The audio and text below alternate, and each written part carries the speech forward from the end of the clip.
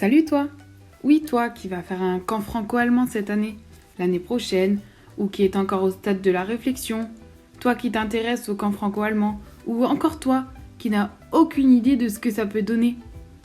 Tout d'abord, sache qu'une des clés de la réussite, c'est de bien connaître les différences entre un camp chez les Scouts et Guides de France et un Sommerlager chez les DPSG.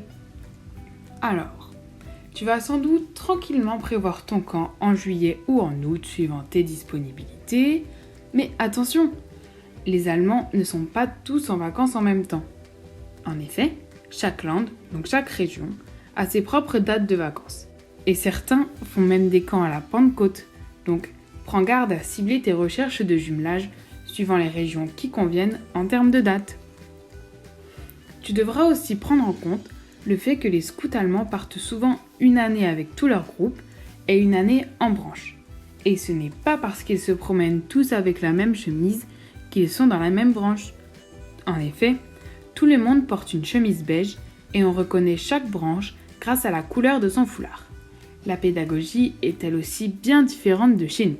Déjà, la place de l'équipe est moins importante que pour nos scouts guides ou nos pioquins. Chez eux, une équipe c'est le couchage, les services, voire les jeux, mais il n'y a pas la même autonomie que nous avec le coin cuisine, le repas du midi et les installations. Pour le camp, tu vas donc devoir te creuser les méninges quant à l'organisation. Comment faire les équipes, binationales ou mononationales? Et quelles missions auront-elles? Ensuite, la progression personnelle est bien moins élaborée et moins complexe à mettre en œuvre. Ils n'ont pas d'écusson, pas de rôle ou de talent, mais essayent, après leur promesse, de réaliser quelque chose avec leur équipe.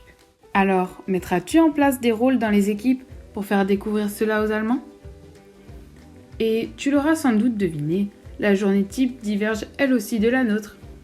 Chez nos voisins outre-Rhin, elle est très flexible, voire inexistante. Souvent, les Allemands trouvent que les Français ont trop de programmes, et nous trouvons qu'ils ont trop de temps libre. Alors, quelle journée choisir? Quels seront les temps que vous aurez en commun? Quelle place donne-t-on aux activités et au temps calme? Mais pourquoi ne pas expérimenter une journée allemande et une journée française? Encore une fois, c'est à toi et tes co-chefs étrangers de voir. De plus, un peu à l'image de la journée, la veillée est souvent assez libre chez les DPSG. Et quid de la belle courbe de veillée, me direz-vous? Eh bien, à vous de choisir. En revanche, s'il y a bien quelque chose qui est au programme tous les jours, c'est le temps de partage du matin, que l'on appelle Morgenrunde. C'est un petit décrassage de 10-15 minutes qui permet de développer l'esprit de groupe, la confiance et la solidarité. Alors, quelle place aura ce temps dans ta journée? Et qui le prépare? Eh oui, encore une foule de choses à réfléchir. Et des nœuds au cerveau, tu n'as pas fini de t'en faire, crois-moi. Car en cuisine, là où les Français privilégient l'autonomie, les Allemands ont une intendance centralisée, composée d'anciens chefs et de parents qui prennent plaisir à cuisiner pour les jeunes.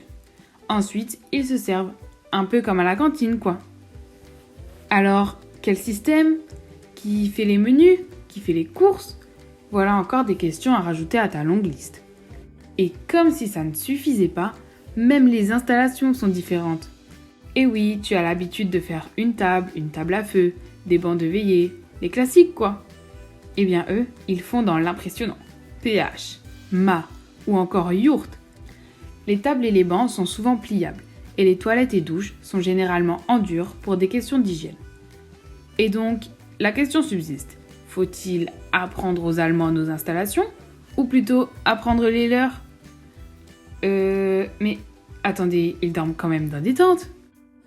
Oui, bien sûr. Mais ils ont souvent en plus des yourtes et d'autres abris en toile assez incroyables. Une belle découverte qui vaut les détours pour toi et tes jeunes.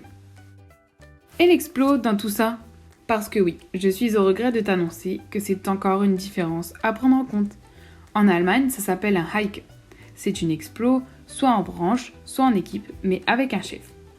Alors, sauras-tu trouver un terrain d'entente? Une nuit version allemande et une version française? Explo pour les Français et Hike pour les Allemands? Inversement? Quel que soit ton choix, n'oublie pas que tu auras les règles françaises et allemandes à bien prendre en compte. Ouh, ça y est, tu as trouvé tes dates de camp adapter ta journée type, décider des modalités de ton explo, et j'en passe. Tout va bien, et du coup, tiens, si on ouvrait notre dossier de camp? Mais est-ce qu'il faut aussi déclarer son camp au scout allemand? Y a-t-il des procédures spéciales sur internet? Et est-ce que ça fonctionne pareil si le camp est en France ou s'il est en Allemagne? Pas de panique, les explications arrivent. À la différence de la France, il n'existe pas de déclaration de camp en Allemagne. Si le camp a lieu en France, les scouts allemands doivent se soumettre aux exigences des règles françaises. Le dossier de camp, la DDJS, tu connais quoi.